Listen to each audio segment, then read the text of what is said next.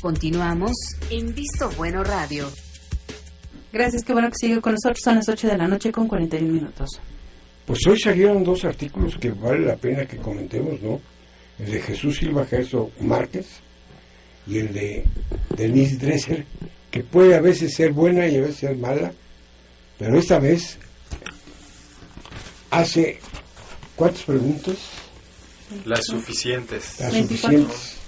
¿Por qué no discutimos un poco sobre esas preguntas? Que ¿no? remite al programa de conversaciones a fondo de la semana pasada, en la que el presidente de la República abrió las puertas del Palacio Nacional y se hizo pues un set de televisión auspiciado por el Fondo de Cultura Económica, en el que estuvieron Ciro Gómez Leiva, Denise Merker, estuvo Pablo Iriart, estuvo León Krause, estuvo Ciro Gómez Leiva, Lili Telles en el papel de Gatúbela. Sí.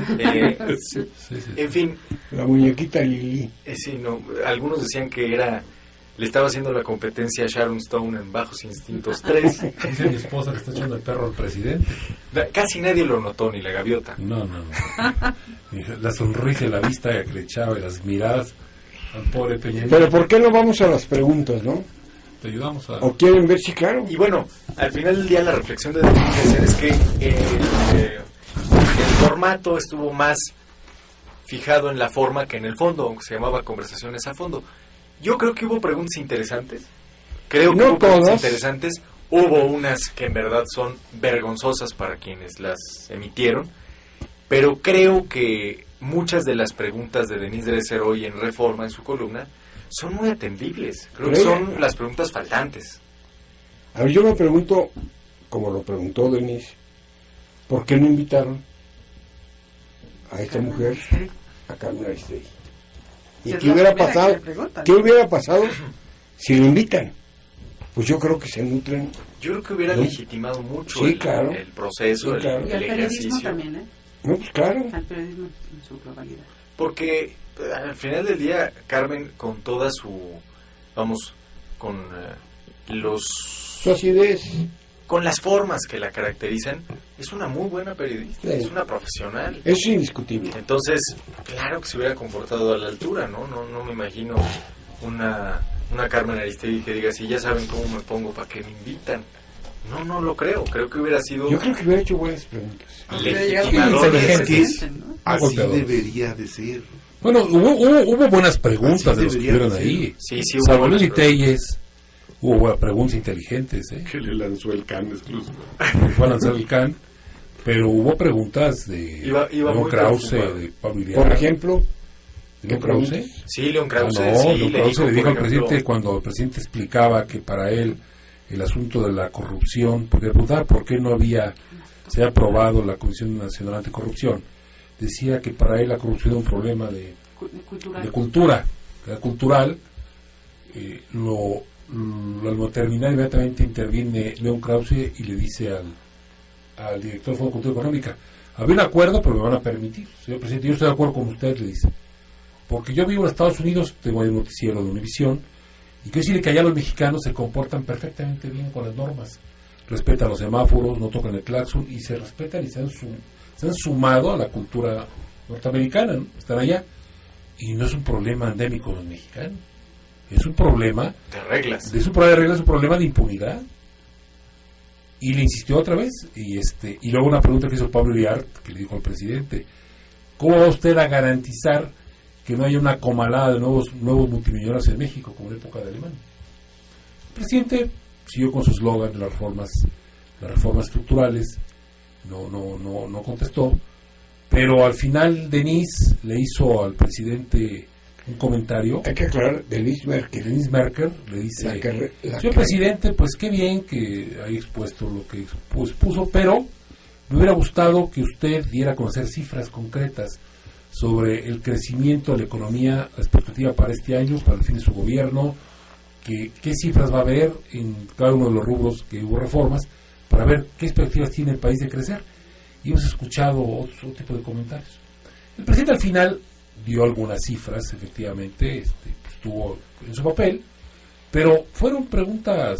Yo creo que esas cifras las bastante, podría haber dicho. Claro, pero estaba entrenado y tenía su discurso armado para otro tipo para dar a conocer en lo global sus reformas, no para ser sometido a este tipo de preguntas. Sí. Yo ya los vi dóciles, sí. Podrían haber sido mucho más agresivos en el tipo de preguntas. Sí, estoy de acuerdo. O sea, Que es un poco lo que critican hoy. Que Aristegui hubiera sido igual Silva Gerson. Pilluda, pero hubiera sido una mujer pues, respetuosa e inteligente. Es que yo digo, si el juego se llama democracia, pues en la democracia se tiene que jugar así. Pero eso de que nomás platico con los que quiero y como quiero y demás, el presidente tiene que salir. En el fondo, lo que Denise Dresser hace es recopilar todo aquello que no ha contestado o que ha dejado Peña en el camino. O sea, cuando le habla de la declaración patrimonial, pues es una sombra que lo va a perseguir durante todo el tiempo, mientras no lo aclare y mientras no lo resuelva, ahí va caminando. Cuando habla de que si sabe que Ivonne Ortega está en la lista, pues es un dato también que es inaceptable. Esto de que Hacienda decida condonar dinero de los mexicanos en ese tamaño y tranquilamente no tienes derecho tú, ciudadano, a saber a quién se lo condonamos. Digo, esto por favor no es aceptable en ningún país que se precie de ser democrático. ¿Cuál fue el origen que ustedes piensan? ¿Para qué se hizo esto? Para levantar la imagen del presidente. De acuerdo. Tanto eso como la aparición en el programa de hoy. Pero ¿no sienten que la imagen del presidente viene con problemas desde la FIL? Y esto lo levantó. Y eso se ha quedado muy marcado. De acuerdo contigo. Mira Luis, el problema, no seamos tan críticos. La comunicación política del presidente se ha visto no eficiente. O sea, hay muchas reformas, la forma en que el Congreso resuelve las reformas mismas, como se vienen dando las cosas, y no se le ve, o sea, los secretarios estuvieron ausentes, los secretarios de Estado ausentes de la promoción, del mantenimiento de las reformas, de los logros. O sea, lo han dejado solo al presidente. Por ejemplo, las preguntas, Gerardo, con el área política, con el área financiera, con la educación, pues debía haber contestado Choife después. Pero siguen en el aire. Yo ahí sí disiento de licenciado Rodríguez. Creo que la comunicación ha sido uno de los pilares de esta administración. Es decir, si no estaría bastante peor. Creo que... El objetivo. A lo mejor ha sido buen diseño, pero el objetivo no lo ha logrado. De acuerdo. La gente sigue sin comprender. Pero al final del día, el objetivo, es decir, el lograr que las cosas funcionen, no van a depender de la comunicación. Y en muchos sentidos, creo que lo que le pega al presidente en términos de imagen, de aceptación, no es si sale con corbata o sin corbata en los nuevos spots del informe. Es el ramalazo que significó para la clase media la reforma fiscal, el tema de la homologación del IVA en la frontera, el incremento de precios, si tu bolsillo está vacío, la no deducibilidad de las prestaciones de los trabajadores para un empresario. Ahí están razones que la corbata azul o roja le da reverendamente lo mismo al ciudadano. Pues estás hablando de realidades versus percepciones. Una importa, las percepciones, mientras tengas la base de la sanción. El Pepe, pero sí es importante para la credibilidad que lo que se ve de él en su vestimenta sí cuenta. Pero acompañado, obviamente, con el fondo. Una es la forma de cómo va vestido. Si él llegara de mezclilla, pues no convencería. Yo creo que es el dinero. O sea, el diferendo de fondo entre el presidente y el ciudadano, creo que tiene que ver con la marcha de la economía y con las decisiones en materia fiscal. ¿Quiénes son los que han externado los comentarios negativos? Los empresarios. ¿Por qué? Porque un millón de mexicanos. Muchos, sí, claro, pero los que generan los trabajos, los que generan todo este tipo de situaciones son los grandes empresarios que se han visto. Y están muy molestos. Pero mira, la política fiscal del año pasado y el anuncio de no moverle en todo el sexenio, ya en este año, tuvo una cualidad fantástica, que es que le pegó a todos parejo. Es decir, al más pobre le incrementó el precio de la comida chatarra y de los refrescos, que aunque no le guste al nutriólogo, su gas, el gas con el que se baña, come la gente más pobre en este país. Gas, el transporte público, hasta la comida de su pegó el IVA, transporte público. Lo que más se grabó en la mente de la gente es que iba a bajar la gasolina. Y hubo, fíjate, hubo propuestas que ni siquiera cuajaron finalmente, pero que se quedaron en la mente de la gente, claro, que no lo perdonan, claro, como es el IVA en las colegiaturas. No lo perdonan. Entonces, no, esa que me quisiste hacer. El transporte foráneo. Yo tengo una teoría al respecto, es invento mío, si ustedes quieren. Yo creo que hay un error de cálculo en la presidencia. Se están menospreciando la capacidad crítica del ciudadano y la capacidad de comunicación que ahora tienen por medios alternos. Ya no es simplemente me pongo de acuerdo con 3 o 4 periódicos y ahí vendo una realidad como a mí me gusta. El ciudadano ahora pues resulta que ya piensa, ya critica y demás. Y entonces, bueno, cada que el presidente sale haciendo declaraciones que el ciudadano percibe que no son ciertas, pues viene para abajo el asunto. Ahorita, por ejemplo, para el informe está diciendo cosas que, vaya, son muy difíciles de sostener. Esto que en este país ya está garantizada la excelencia educativa y cosas por el estilo, cuando traemos el problema, al mismo tiempo nos estamos enterando de las broncas que traen con Oaxaca, por ejemplo, y todo esto, pues en el ciudadano genera una situación de animadversión natural. Yo creo que por ahí va el problema. No, vaya, le creyó demasiado a sus publirelacionistas, a sus vendedores de imagen, menospreciando la inteligencia del ciudadano. Digo, sin menoscabo de eso, que creo que tiene que ver, yo insisto en el tema fiscal, en la decisión de implementar la reforma fiscal. Te voy a decir por qué. Porque el tema de seguridad, aunque estamos exactamente igual, la percepción social le ha puesto menos atención al tema. 2, porque vamos a crecer, si las cosas no cambian demasiado, entre 2 y 2.3% cuando cierre este año. Ojalá. Cuando el promedio de crecimiento, ojalá, cuando el promedio de crecimiento de los últimos 4 o 5 años es ese, y de los últimos 20 también. O sea, no es una caída en la producción o en el crecimiento de la economía lo que tiene a la gente enojada. Es el tema de que el gobierno se haya metido al bolsillo del ciudadano a decirle, mira, préstame este dinero porque yo lo gasto mejor.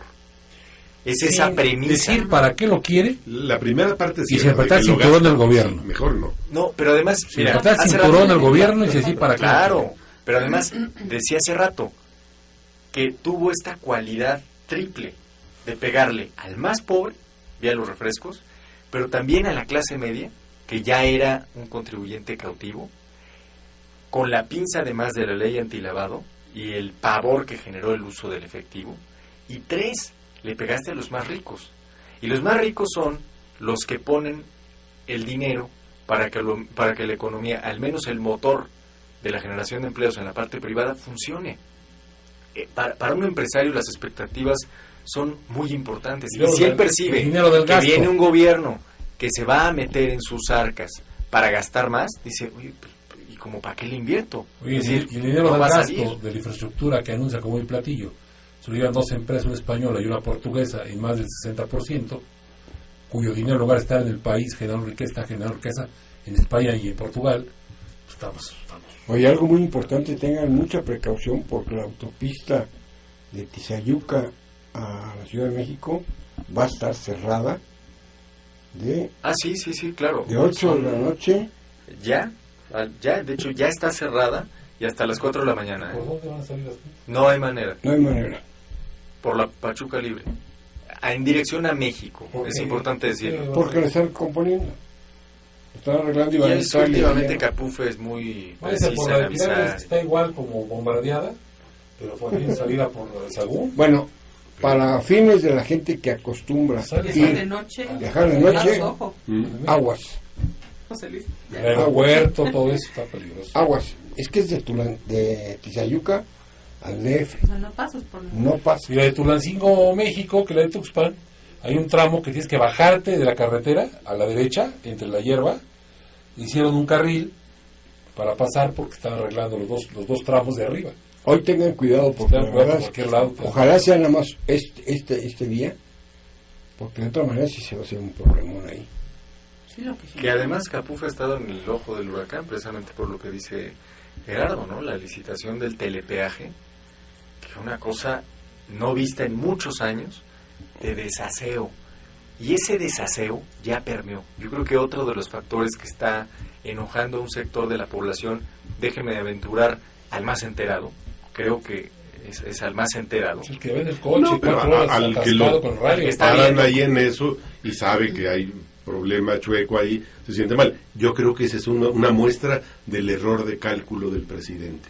Cuando él dice que la corrupción es un problema cultural y que, bueno, da a entender que pues es un mal necesario y que ahí se va a quedar.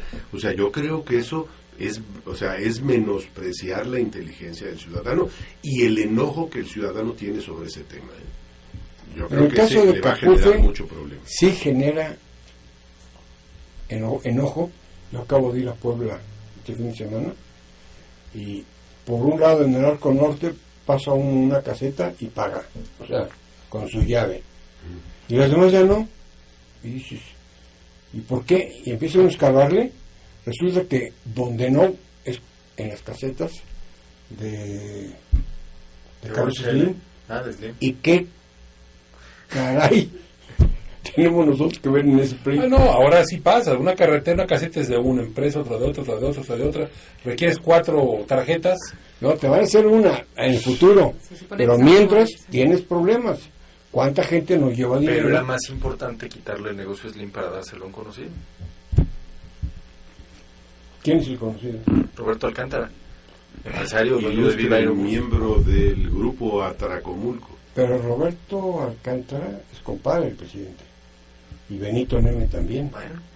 Pero a lo mejor es uno más querido que otro. Entonces, a ver, yo creo que tú puedes finalmente cristalizar la Comisión Anticorrupción, pero si tú piensas que esto es un problema cultural, que se va a resolver con los milenios y con las nuevas generaciones, que una comisión no va a solucionar perdidos, Bueno, llegas grave al hospital y el doctor dice, pues a ver qué vamos a hacer con esto, porque este se está a punto de morirse, o sea, pues ya te mató. O sea, una demanda tan sentida como una doctora un día, ¿y qué quieres? Tú una vida de excesos y quieres que yo te solucione tu problema en media hora. Sí, tenía razón. Cuídate. Sí, cuídate. sí. Dije, no era yo. No era yo. Era un amigo cercano. El amigo de un amigo. El amigo del amigo, ¿no? Son las 8 de la noche con 51. Son las 8 de la noche con 59 minutos, el tiempo se ha terminado. Gracias a ustedes aquí en la mesa, en controles, gracias. Y a usted que nos hizo favor de sintonizarnos un lunes más, le agradecemos. Lo esperamos el próximo lunes en punto de las 8 en otra mesa más de diálogo y análisis de Visto Bueno Radio. Que tenga excelente inicio de semana. Buenas noches.